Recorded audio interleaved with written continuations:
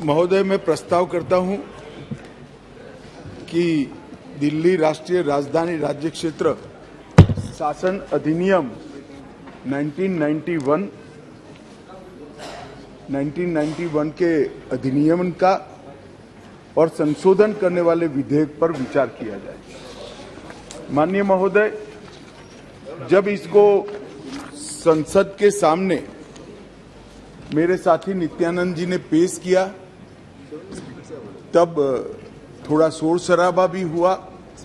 कुछ मान्यवर सदस्यों ने मुद्दे उठाए थे कि ये विधेयक जो लेकर आए हैं वो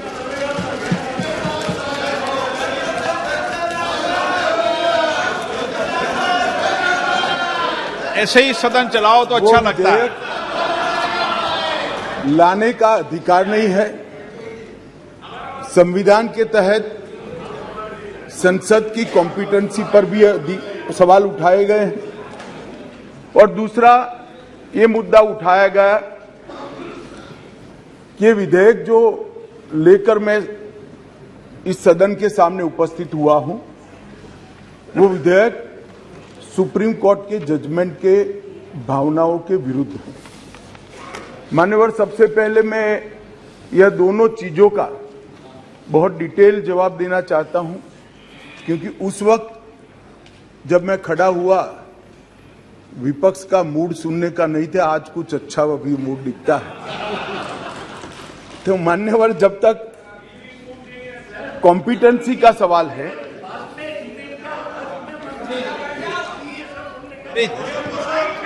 प्लीज माननीय मान्यवर, जहां तक कॉम्पिटेंसी का सवाल है, संघ राज्य क्षेत्र का प्रशासन संविधान के भाग 8 में उल्लिखित प्रावधानों के तहत आता है। अनुच्छेद 239 से 242 तक इसकी कार्यरीति को संविधान में वर्णित किया गया है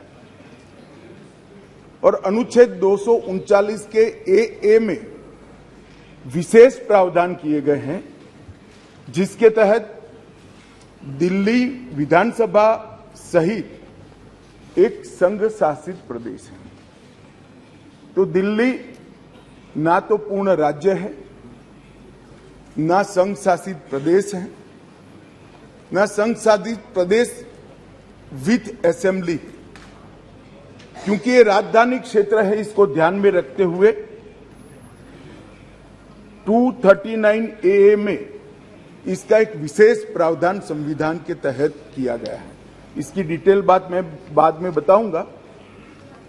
अब कहा कि भारत सरकार को इसके बारे में कानून बनाने का अधिकार नहीं है, ऐसा विषय कुछ सदस्यों के द्वारा रखा गया। मैं इस सदन का ध्यान अनुच्छेद 239 ए 3B की तरफ दिलाना चाहता हूं। 239 ए 3B बहुत स्पष्ट है। इसके तहत इस संसद को दिल्ली संघ राज्य क्षेत्र या इसके किसी भी भाग के बारे में उससे संबंधित किसी भी विषय पर कानून बनाने का पूर्ण अधिकार प्राप्त है। इसलिए कुछ सदस्यों ने जिस बात को इंट्रोडक्शन के वक्त यहां उठाने का प्रयास किया था, मेरा दायित्व बनता है, उस वक्त माहौल ठीक नहीं था, तो आज इसका मैं ढंग से जवाब दूं। मान्यवर, कुछ सदस्यों ने यह भी कहा हाथ में सुप्रीम कोर्ट के जजमेंट रखकर कि ये सर्वोच्च अदालत के आदेश के उल्लंघन कर इसको लाया गया है। मैं वो सभी सदस्यों को विनती करना चाहता हूं कि आपने सर्वोच्च अदालत के आदेश का अपने मनपसंद हिस्सा ही पढ़ा है। जब सर्वोच्च अदालत के आदेश को सदन में कोट करते हैं तो संपूर्ण आदेश का अध्ययन होना जरूरी है। उसका दूसरा हिस्सा भी पारदर्शिता के साथ सदन के सामने रखना चाहिए। खैर, जिन्होंने नहीं रखा, मैं रख देता हूं मान्यवर। मैं स्पष्टता करना चाहता हूं कि ये विधेयक जो है, इसमें सर्वोच्च अदालत के निर्णय को जो उन्होंने रिफर किया है, उसके पैरा 86, पैरा 95 और विशेष कर पैरा 164F की ओर मैं ध्यान आकर्षित करना चाहता हूं।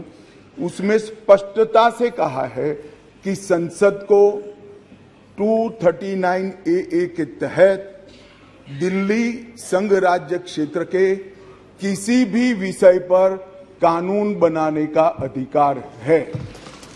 ये अदालत ने अपने जजमेंट के अंदर बहुत स्पष्ट कर दिया है। मान्यवर, अब मैं थोड़ा विधेयक पर बात करना चाहूंगा। दिल्ली शासन, इसकी एक ऐतिहासिक पृष्ठभूमि है मान्यवर।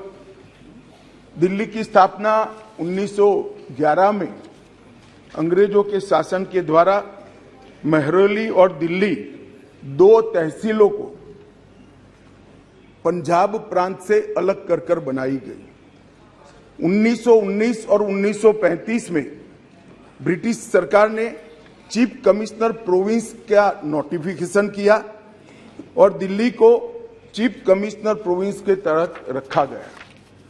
आजादी के बाद पट्टाभी सीतारामैया समिति ने दिल्ली को राज्य स्तर का दर्जा देने की सिफारिश की थी। हालांकि जब सिफारिश संविधान सभा के समक्ष आई, मेरा विपक्ष के सदस्यों को विनम्रता से अनुरोध है कि इस बात को जरा गौर से सुनेगा। पट्टाभी सीतारामैया समिति की सिफारिश जब सदन के सामने आई, तब पंडित जवाहरलाल नेहरू जी, श्रीमान सरदार पटेल, राजाजी, राजेंद्र प्रसाद और डॉक्टर अंबेडकर जैसे नेताओं ने इसका विरोध किया कि ये उचित नहीं होगा कि दिल्ली को पूर्ण राज्य का दर्जा दिया जाए। मैं फिर से एक बार रिपीट करता हूं, किसने विरोध किया था? पंडित नेहरू ने किया था, सरदार पटेल ने किया था, राजा जी ने किया, राजेंद्र प्रसाद जी ने किया और अंबेडकर जी ने भी इसका विरोध किया था। और उस वक्त पंडित नेहरू जी के एक चर्चा के हिस्से को मैं सदन के सामने रखना चाहता हूं। 2 साल पहले सदन ने एक समिति, सीतारामैया समिति की नियुक्ति की और अब जब रिपोर्ट आया है तब दुनिया बदल गई है, भारत बदल गया है और दिल्ली काफी हद तक बदल गई है। इसलिए दिल्ली में हुए इन परिवर्तनों की परवाह किए बगैर उस समिति की सिफारिशों को स्वीकार नहीं कर सकते और स्वीकार करना वास्तविकता से पूरी तरह मुंह मोड़ लेना होगा। एक समय तो नेहरू जी ने संविधान सभा के सदस्यों को यहां तक कहा कि चूंकि नई दिल्ली में 3/4 संपत्ति केंद्र सरकार की है, इसलिए तर्कसंगत यही होगा कि इसको केंद्र के अधीन रखा जाए। बाद में जब अंबेडकर जी ने समापन किया, तब उन्होंने कहा, जहां तक दिल्ली का सवाल है, हमें ऐसा लगता है कि भारत की राजधानी के रूप में शायद ही किसी स्थानीय प्रशासन को मुक्त अधिकार यहां दिए जा सकते हैं। संयुक्त राज्य अमेरिका और ऑस्ट्रेलिया में जो राजधानी के क्षेत्र है, इसकी मिसाल भी उन्होंने वहां दी और उन्होंने कहा कि इसके लिए एक अलग व्यवस्था करनी चाहिए और संविधान सभा में इस पर जोड़ना चाहिए। खैर, मैं इसलिए कहता हूं कि आप जिस चीज का विरोध कर रहे हैं, ये सिफारिश किसकी थी ये आपको मालूम होना चाहिए। ये पंडित नेहरू की सिफारिश थी। मान्यवर, मैं उसके बाद में 1991 में सी स्टेट एक्ट के द्वारा दिल्ली को विधानसभा दी गई, परंतु 56 में राज्य पुनर्गठन आयोग की सिफारिशों पर दिल्ली की विधानसभा हटाकर उसको संघ राज्य घोषित किया गया। लगभग 3 दशक तक ये व्यवस्था चलती रही। 87 में सरकारिया कमेटी बनी, जो बाद में बालाकृष्णन कमेटी के रूप में जानी गई, और 91 में 69वां संविधान संशोधन किया गया, और इसके बाद दिल्ली राजधानी राज्य क्षेत्र शासन अधिनियम 1991, जिसमें मैं आज संशोधन लेकर आया हूं, इसको इस महान सदन ने पारित किया गया। और वही विधेयक के अंदर, संविधान संशोधन के अंदर 239A, जिसका मैंने जिक्र किया, उसमें इस संसद को राजधानी क्षेत्र के किसी भी हिस्से के लिए और किसी भी कार्य के लिए कानून बनाने के लिए संपूर्ण अधिकार संसद को देने का काम किया गया। मान्यवर, समस्या कहां से समाप्त शुरू हुई? 1993 से व्यवस्था चली आ रही थी।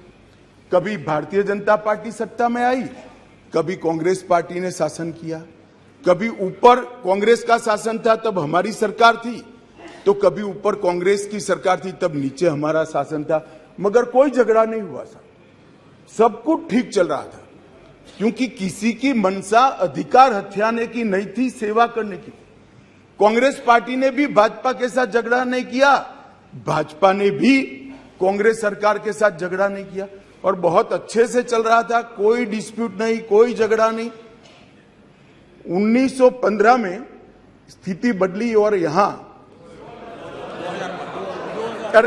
2015 में यहां स्थिति बदली और यहां एक ऐसे दल की सरकार आई जिसका मकसद, मुझे कोई झिझक नहीं है कहने में, जिसका मकसद सेवा करना है ही नहीं, झगड़ा करना। माननीय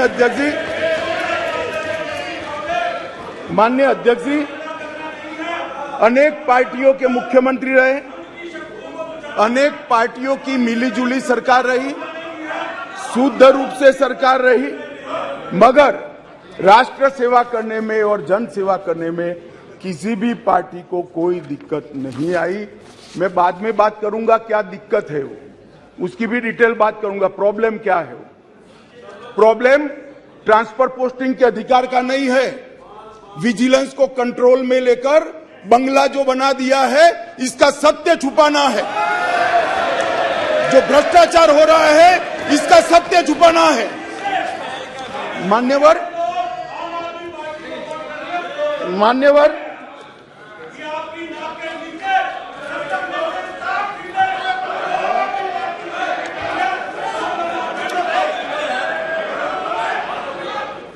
मान्यवर उसके बाद में 15 में अचानक ही दिल्ली राज्य सरकार ने एक विषय सर्कुलर निकाला, जिसमें उन्होंने ट्रांसफर पोस्टिंग के अधिकार अपने हाथ में लिए।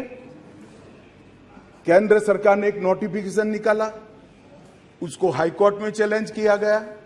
हाईकोर्ट का फैसला केंद्र सरकार के पक्ष में आया, इसको सुप्रीम कोर्ट में चैलेंज कर दिया गया, उसमें खंडित जनादेश आया, फिर संविधान पीठ बनी।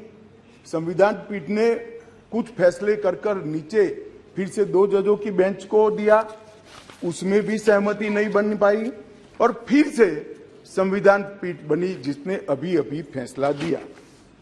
मान्यवर वो जो इंटरप्रिटेशन है, वो इंटरप्रिटेशन उन्होंने कानूनी और मॉरल दृष्टि से नहीं किया। उन्होंने इंटरप्रिटेशन कानून की स्थितियों का करते हुए ये कहा है कि फिर भी दिल्ली देश की संसद को और भारत सरकार को दिल्ली संघ राज्य क्षेत्र के लिए हर प्रकार का कानून बनाने का अधिकार है। वो अधिकार का उपयोग कर एक वटहुकम, एक नोटिफिकेशन निकाला गया, और वो नोटिफिकेशन इसलिए निकालना पड़ा कि संसद उस वक्त काम नहीं कर रही, मतलब संसद बैठी नहीं थी, बैठकें चल नहीं रही, तो नोटिफिकेशन निकला और संसद सत्र के अनुपस्थिति में जो नोटिफिकेशन निकला, इसको मैं यहां लेकर आया हूं, जो आज सदन के चर्चा के लिए मैंने आप सबके सामने रखा है। मेरा सभी पक्ष के सदस्यों से विनती है कि चुनाव जीतने के लिए, किसी समर्थन हासिल करने के लिए, किसी पक्ष का विधेयक का समर्थन करना या विरोध करना, ऐसी राजनीति नहीं करनी चाहिए। नए गठबंधन बनाने के अनेक प्रकार होते हैं। नया गठबंधन बनाने के अनेक प्रकार होते हैं। विधेयक और कानून देश के भले के लिए लेकर आते हैं। इसका विरोध या इसका समर्थन भी देश के और दिल्ली के भले के लिए करना चाहिए। अगर हमारी राजनीति में थोड़ी स्वीकृति कम है तो सबको मिलाना है। दिल्ली का जो होना है वो हो, जितना भ्रष्टाचार होना है वो हो। मंत्री कुछ भी करे, मुख्यमंत्री करोड़ों के बंगले बनाए, मगर हम विपक्ष में रहते हुए समर्थन करेंगे, क्योंकि हमें गठबंधन बनाना है। इस तरह से नहीं सोचना चाहिए। मेरी अपील